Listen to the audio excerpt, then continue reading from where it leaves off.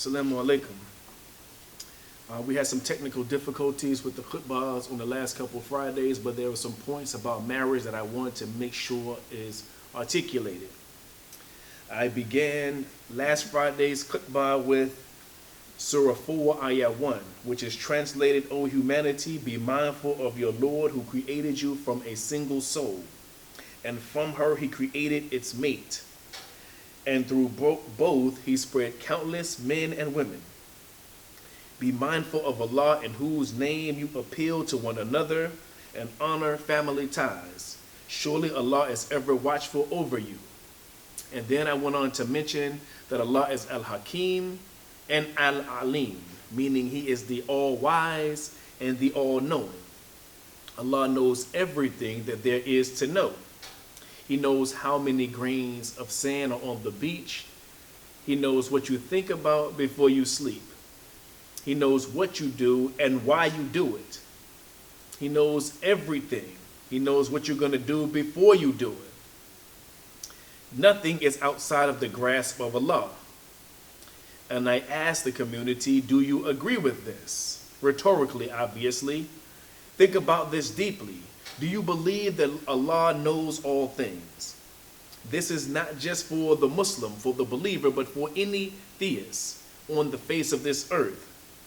By whatever name or idea you conjure about God, you believe that a creator and a sustainer of this land, of this earth, of this universe knows everything. If you do, and almost every theist on earth does, then you must concede that he is the knower of all things, and as the knower of all things, Allah, God, Jehovah, Yahweh, whatever name you call him, you must concede that he knows what is best for you, what is best for everyone, including myself. Well, every religion worth the name endorses marriage, strongly endorses marriage. Al-Islam particularly says it is half of our deen, half of our debt to God for making us, for loving us, for providing for us for our entire lives. Half of the repayment plan to Allah is in marriage. Now I asked the community, was the Prophet correct in this? Was he incorrect? Was he lying? Did he get the message wrong? Did Jesus get the message wrong? Did Musa alayhi salam get the message wrong? Did Abraham, did Isaac, did Lot, did Noah alayhi salam get the message wrong? Because they all promoted marriage. Half of your deen. Half is a lot. If I let you borrow $1 billion, now we're talking about all of our life here. Now we all know that our lives are priceless, or we should know this. I want to make sure this point is articulated as well. Our lives are priceless. Allah says in the Quran that if you save one life, it is as if you have saved all of humanity. And if you take one life, if you kill one person, it is as if you've killed all of humanity. So your life is worth all of humanity. Everyone's life. The person washing the dishes, the person serving food, or the homeless person that we walk past. Everyone's life is priceless. And do you understand why? It is because our Creator blew his ruh, his soul, his spirit into us. The Spirit of Allah is inside of us, and every one of us is a word of Allah. We are his creation, so we are invaluable. Allah says in the Quran that he created us with his own two hands. Metaphorically speaking, obviously. So we are invaluable. We have the breath of Allah within us, so we are invaluable. We are rulers and sustainers of this planet, so we are invaluable.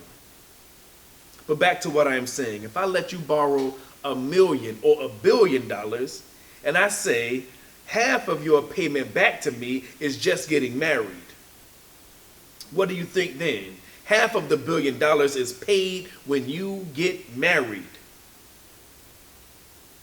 Do you see the level of importance and significance that Allah subhanahu wa ta'ala is putting on marriage?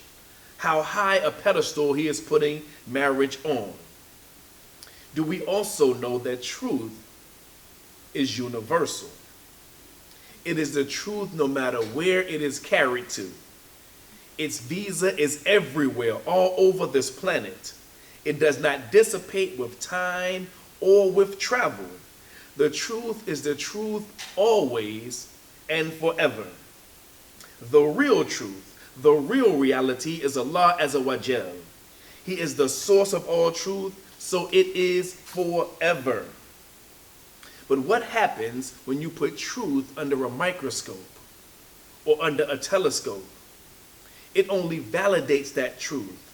It never eradicates the truth. If it eradicated, it wasn't the truth to begin with. But guess what the truth seekers of today are saying? The experts, the doctors, the scientists are saying about marriage today with all of their fancy degrees, all of their prestigious schools, all of their library of books and letters after their name. Every book, every article, every lecture, every discussion about marriage is a commentary to the words of our Prophet Muhammad sallallahu wasallam, that marriage is half of your deen. And that is a commentary to Allah saying that he created us from one soul and created its mate to live in marriage in peace and tranquility. Dr. Barbara Whitehead spoke before the U.S. Senate Subcommittee on Children and Family, said this: marriage, the union of one man and one woman, is a personal and private relationship with great public significance. Marriage is good for the couple. It also provides the optimal condition for bearing and raising children. Marriage makes an essential contribution to the common good. Our Imam W.D. Muhammad would say it is stressing community life. Marriage and health.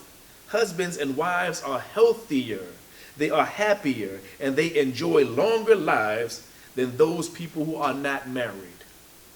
Men reap the most physical benefit from marriage, is what this expert is saying, and they suffer the greatest health consequences if they divorce.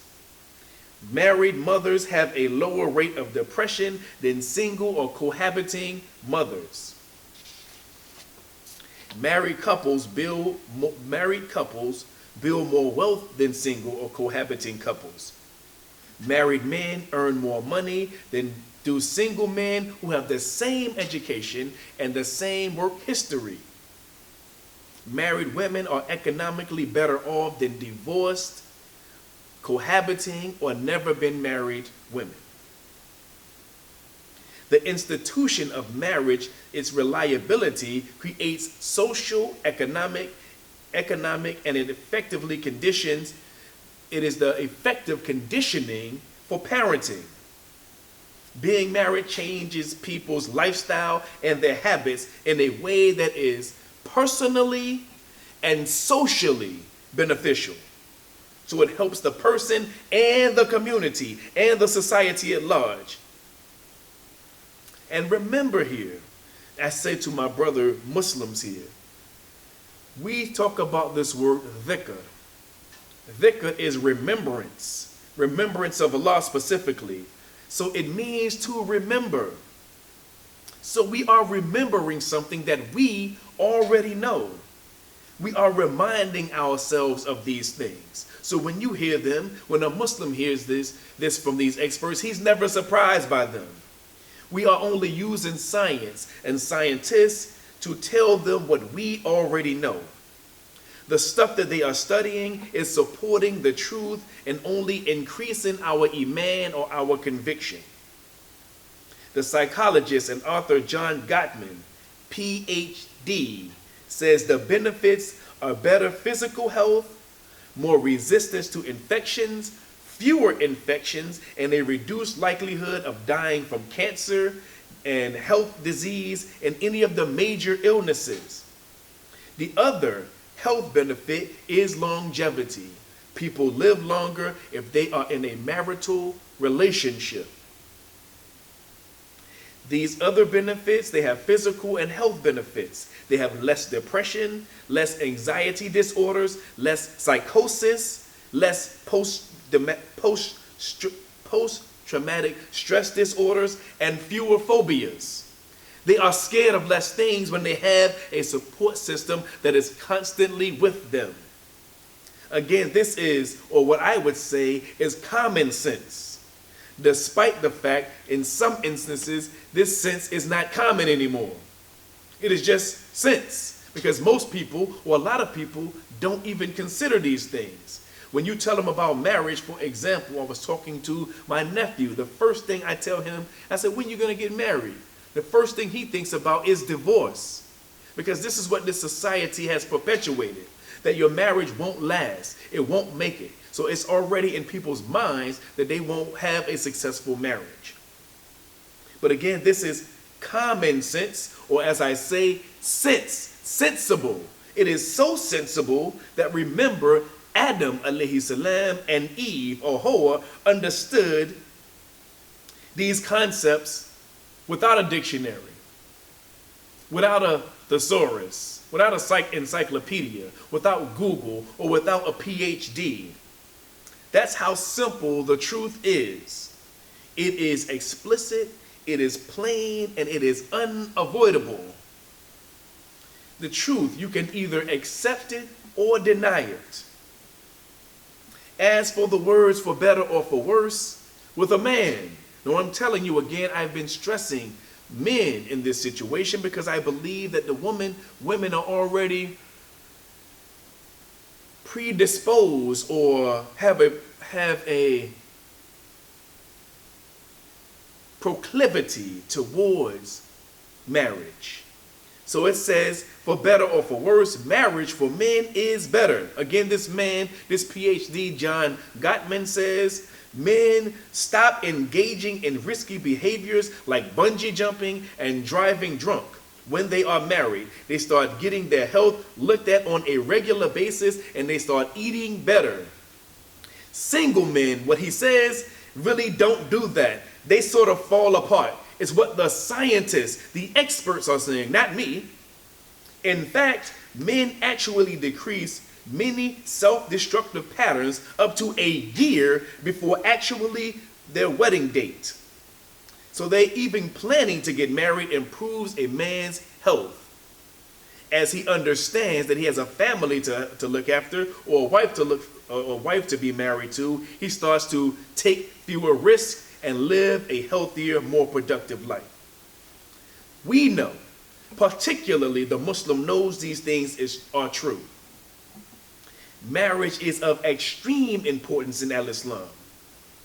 Our Prophet said no one is single in paradise. The mercy of Allah intends your marriage to be in this life and in the hereafter. You will meet your husband or wife in paradise if they make it. And if you don't have one, one will be afforded to you. This is how important marriage and companionship is to Allah Azza wa Jal. Marriage is forever and ever. That is commitment. And what does the expert say about commitment? It says, or one of the experts, again, John Gottman says, that's one of the great things about love. When people really love and they make a commitment, they become enormously vulnerable and enormously powerful, because they care so much and it connects them to the world in such a big way. We must realize that each family builds the community. The world at large needs family, and us individually need family. He continues, that's the amazing thing about all of these benefits. They are conferred by commitment. The commitment is like falling backwards, translated into making a person have more integrity, honor, and a concerned human being. Somebody who is involved in the community of mankind. So the scientists say you live a longer life. You live a physically healthier life. You live a mentally healthier life. You are happier. You recover from illness faster and more successfully. And you take care of yourself and you take care of one another. As I say, virtually every study of mortality and marital status shows that unmarried people of both sexes have a higher death rate, whether it is accident, by disease, or self-inflicted wounds. This is found in every country that maintains accurate health statistics.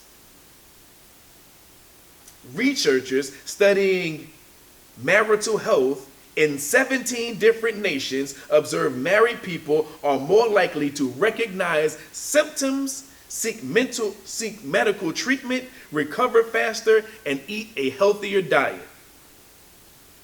Our Prophet Muhammad sallallahu alaihi wasallam says it is half of your deen. Do you see why it is half of our deen?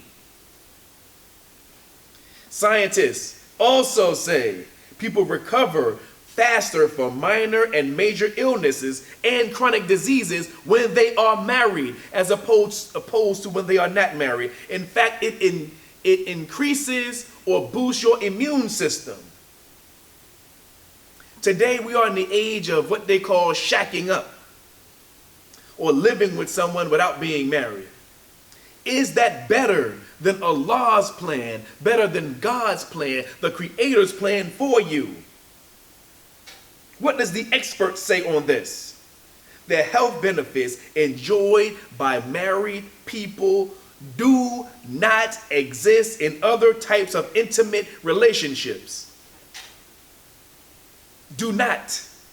Several studies have explored whether cohabiting couples or singles with close relationships enjoy similar health benefits to those people who are married.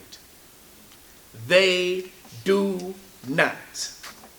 The mechanism causing the increased likelihood of longevity and health are not shared by cohabiting couples.